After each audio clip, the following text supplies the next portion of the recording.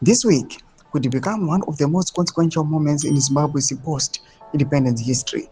46 years after independence, Parliament is decided to debate Constitutional Amendment Bill number 3, proposal that would fundamentally reshape Zimbabwe's political system and alter the way power is exercised and transferred. Sapena mashoko chinzi Tuesday mangwana respected kunzi kunge kuchinodhibatwa nawo ema-constitutional amendments akuti rinopisa ndori subscribe like on the bell icon.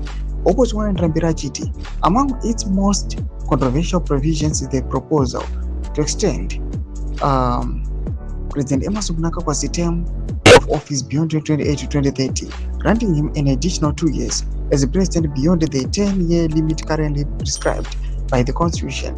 The Constitution, as it stands, limits a president to 2 terms of 5 years each, a maximum of 10 years in office. This bill will put an end to Vice President General Constantine Chiwenga's hopes of ever becoming president of Zimbabwe if it becomes law, because his political pathway will have been closed.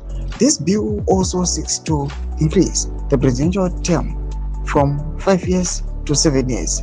Even more significantly, it proposes replacing the direct election of the president by the people with an indirect system in which the president would be elected by parliament.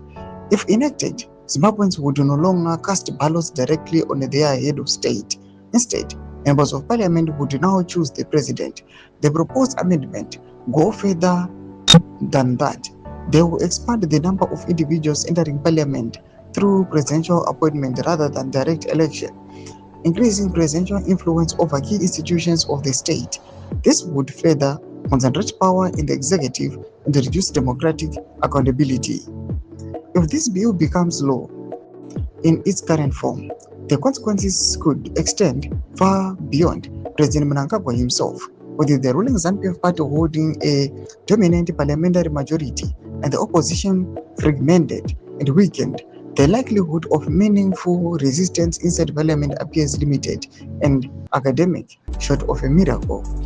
The mathematics of the proposal are straightforward.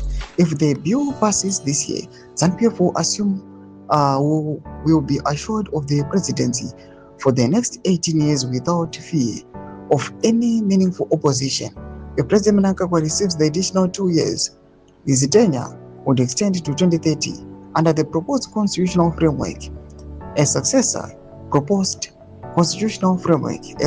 chosen in 2030 would serve a 7-year term until 2037 if re-elected for a second 7-year term by parliament.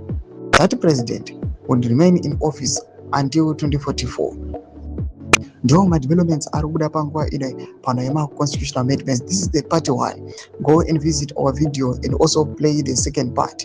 Penangoma section medu za fungulo any more kulipa msoro pechitiko each. Subscribe or like, share, turn on the bell icon.